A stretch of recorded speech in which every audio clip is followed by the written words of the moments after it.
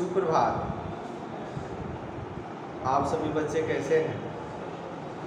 आशा करते हैं कि अच्छे होंगे। आज हम लोग पाठ 12 मेरे बिना तुम प्रभु, जिसके लेखक हैं रेनर मारिया रिल्के जी।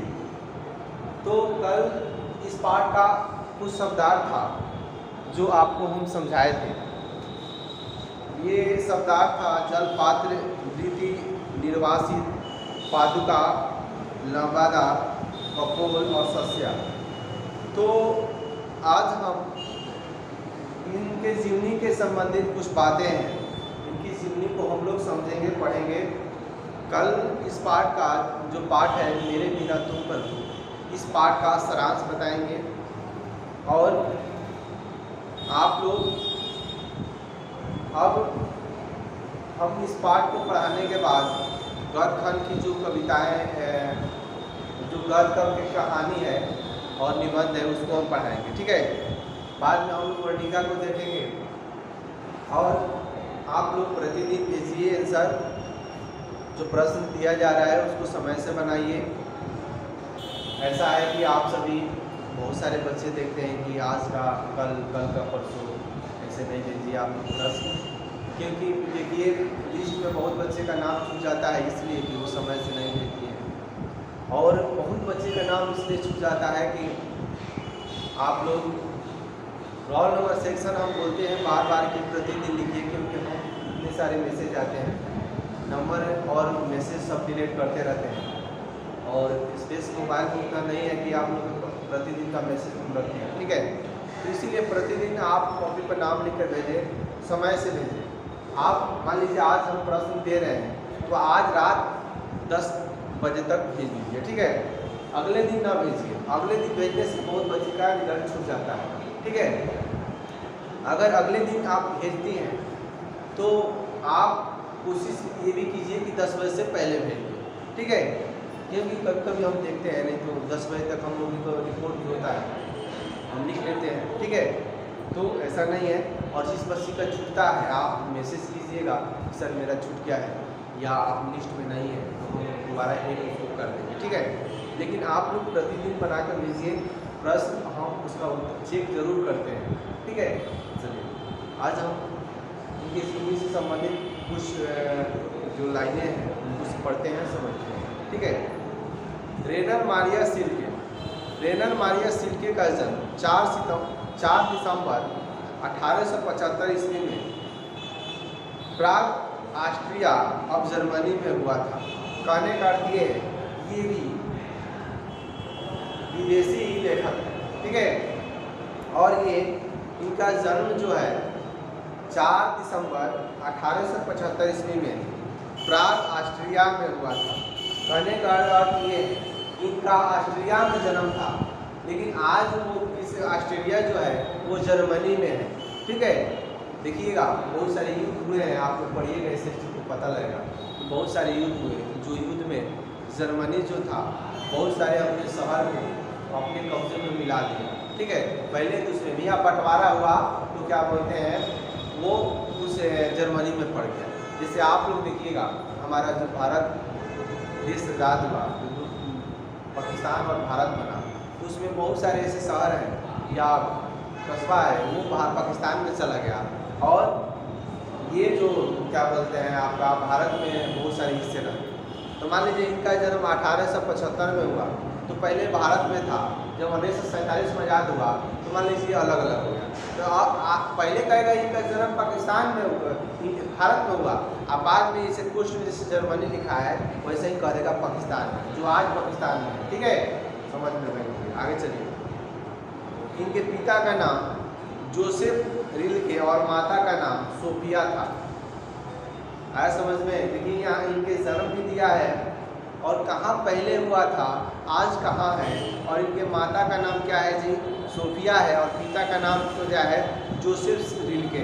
ठीक है, ये रिल्के जो है ये टाइटल है जो आप लोग लिखती है, जो भी लिखती है, खान लिखती है, कुछ लिखती है, सिंह लिखती है, चौधरी लिखती है, वही ऐसे टाइटल है। ठीक है, तो पिता का नाम जान गए जोसेफ रिल्के और माता का नाम सोफिया। इनकी शिक्षा दीक्षा अनेक बाधाओं को पार करते हुए हुई। इन्हें प्राग और यूजिनिक विश्वविद्यालय में पाई गई, शिक्षा पाई गई। ठीक है, कहने का अर्थ ये है कि इनकी जो जीवन है वो कठिनाई से, संघर्ष से तो गुजरा और इनकी शिक्षा बहुत बाधा से। ठीक है, आप लोग में बहुत सारे ऐसे बच्चे होंगे जो आज आप लोग पढ़ते होंगे स्कूल में या घर पे, तो बहुत सारे ऐसे बाधा होता होगा। सबसे पहले आपके पास समय नहीं होता होगा, या कोई काम में आप बाधित होती होंगी, या सब कुछ रहने के बाद पैसा नहीं है कि कोचिंग करें, स्कूल का पैसा जमा करें, तो वही सब बाधा है। ठीक है, इनकी बाधा थोड़ा गहरी होगी। ठीक है, इसीलिए कह रहे हैं हम। चलिए आगे। कला और साहित्य में आरंभ से ही इनकी गहरी अभिरुचि थी। संगीत, सिनेमा आदि अनेक कलाओं में इनकी गहरी पैठ थी। कहने का अर्थ ये है कि बहुत सारे ऐसे बच्चे हैं जो बचपन से ही संगीत सीखते हैं और डांस करते हैं। बहुत सारे बच्चे, सबका ऐसा होता है, तो इनका भी बचपन से ही कला और साहित्य में बहुत सारा गहरी रुचि था और सिनेमा और संगीत में भी इनकी रुचि थी। कविता के अतिरिक्त इन्होंने गद्य की पर्याप्त लिखा। इनका एक उपन्यास the notebook of Malte, lord's bridge और टेल्स ऑफ ऑलमाइटी कहानी संग्रह प्रसिद्ध है। इनकी प्रमुख कविता संकलन है life and song, Lawrence sacrifice, advent आदि। कहने का अर्थ ये है कि इनको कविता तो ये rilke जी, इन कविता के साथ साथ गद्य की भी रचना की और कुछ रचनाएं जो है प्रसिद्ध भी इनकी हुई। ठीक है, और इनका निधन कब हो गया जी? 29 दिसंबर 1926 ईस्वी में रेनर मारिया rilke जी की निधन हो गया। ठीक है, देखिए इनकी निधन भी यहाँ दे दिया है। इनकी कई प्रश्न देखिए बन रहा है।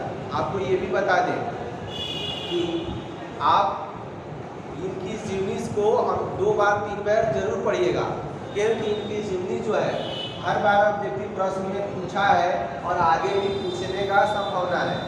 आपको अगर विश्वास न हो तो आप कई 3-4 पेपर पीछे का उठा कर देखिए, इनकी जीवनी से हमेशा प्रश्न पूछा है और आगे भी पूछेगा।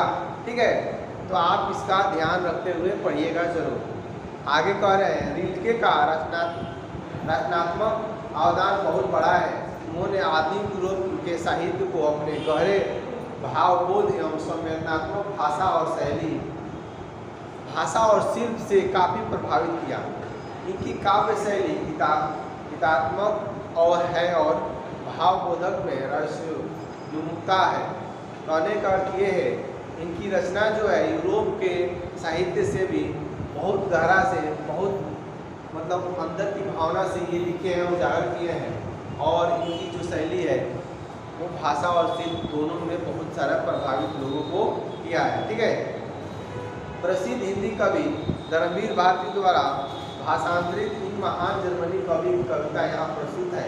यह कविता विश्व कविता के भाषांतरित संकलन देशांतर से ली गई है। rilke का आधुनिक विश्व कविता पर प्रभाव बताया जाता है। ठीक है, ये कहने का अर्थ ये है कि इनकी कविता जो है ये जर्मनी की एक महान कवि है और इनकी कविता जो है धर्मवीर भारती द्वारा यहाँ पे ये प्रस्तुत किया गया है। ठीक है, मेरे बिना तुम प्रभु। ठीक है, तो आज इनकी जीवनी को पढ़ाए समझाए। इनकी जीवनी को 2-3 बार आप लोग भी पढ़ लीजिएगा, क्योंकि इनसे प्रश्न हमेशा उठाता है और पूछता है। ठीक है, और कल मैं लास्ट जो पाठ है काव्यखंड का मेरे बिना तुम प्रभु, इसका सारांश हम बताएंगे और आपको समझाएंगे। ठीक है, उसके बाद से हम लोग गद्य खंड की जो पाठ बच चुका है उसको हम लोग देखेंगे और अंत में एक वर्णिका के पाठ को पढ़ेंगे, समझेंगे। वर्णिका देखिए, वर्णिका में कहानी दिया गया है। ठीक है, तो कहानी को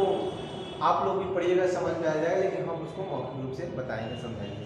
तो आज के लिए बस इतना ही। धन्यवाद।